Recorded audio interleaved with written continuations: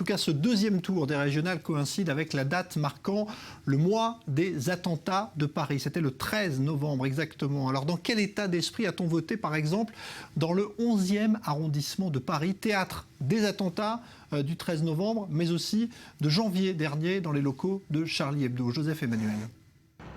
Un mois jour pour jour après les attentats du 13 novembre, c'est jour de vote. Dans toute la France, on se presse dans les écoles publiques pour déposer son bulletin et dans le 11e arrondissement de Paris également, un quartier très lourdement touché par les attentats islamistes.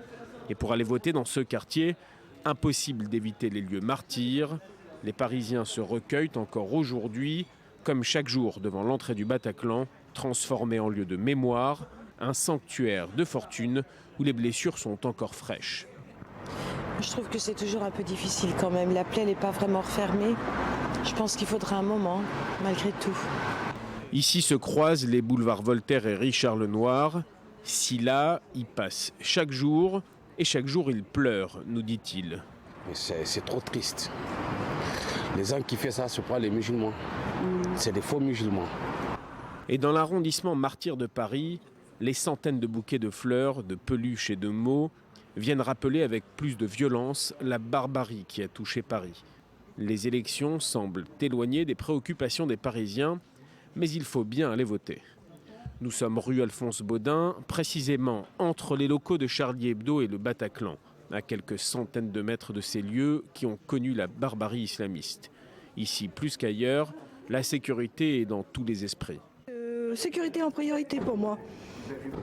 Entre Charlie Hebdo et le Bataclan, voilà, pour moi c'est la priorité. Je vote les extrêmes, là je vote Front National au deuxième tour. Vous avez toujours Non, c'est pour... parce que j'estime que c'est pas du socialisme qu'il y a à l'heure actuelle. Les 7, 8 et 9 janvier dernier, les journalistes, les policiers et les juifs étaient visés en pleine rue de Paris. Le 13 novembre, c'est la France dans son ensemble qui a été martyrisée.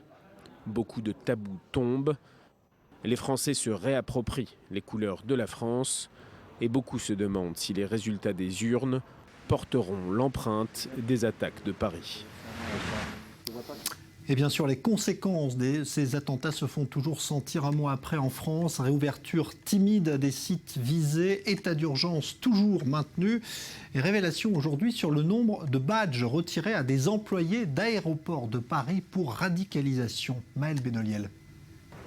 La date restera à jamais gravée pour des millions de Français. Le 13 novembre 2015.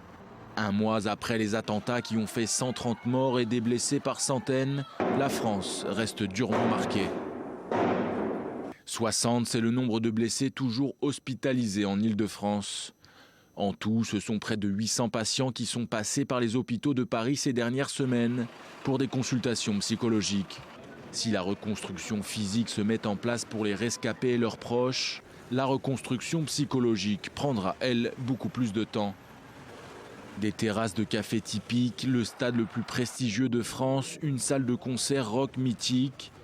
Les djihadistes qui ont ciblé ces symboles et semé la terreur ont imposé à Paris et à la France une vie différente. Oui, on n'oublie pas. Moi, je suis du quartier, donc forcément un peu touché, comme tout le monde, mais on n'oubliera pas. Donc c'est toujours en tête, un mois après, un an après, j'ose imaginer ça, quoi. Petit à petit, là, ça va mieux, mais c'est vrai que les semaines qui ont suivi, c'était assez dur, et même encore maintenant, puisque moi, je passe ici devant ce bar là tous les jours, et on voit encore les impacts de balles, les fleurs et tout partout. Donc c'est vrai que c'est quand même assez agréable de voir que ça réouvre et qu'on réagit face à ça. On ne se laisse pas non plus trop abattre pendant longtemps, et on n'oublie pas, mais au moins on continue à vivre. Donc ça, c'est assez agréable.